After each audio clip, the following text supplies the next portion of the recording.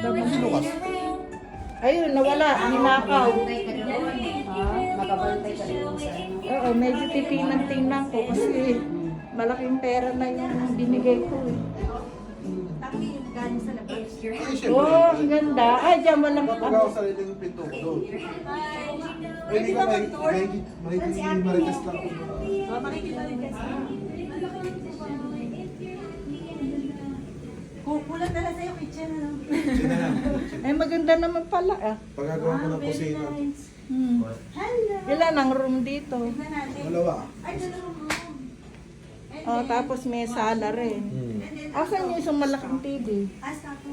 Nandun sa kwarto mo na ano eh. Tapos magkikitchen Yung ka TV saan? ko na Saan ang Ayun, kitchen? ay, yun yung nandun. Saan sila pwede mag-kitchen? Dito? Dito ko plano eh. Oh, Ay, maglalagay ng kitchen. Oo, Napaka-structure siyempre, ko para to.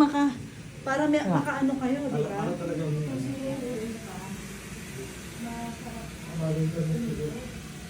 Ay, Kulang na lang sa'yo, anak. asan ang room dito? Ito room? Ay, ito room din? siya. Ah, ito room. Dito sila? Yeah, dito sila sa kabila. Yun, bakante pa.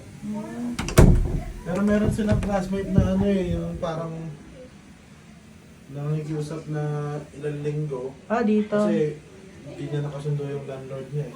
Filipino. Oo, makakita lang siya ng mas maayos. Ito, room din. Sa kanila room na yun. Saan nila ito? Ito storage. Ito? Storage. Pero yung pagigibak dito. Ayan, storage. Tama. Laundry.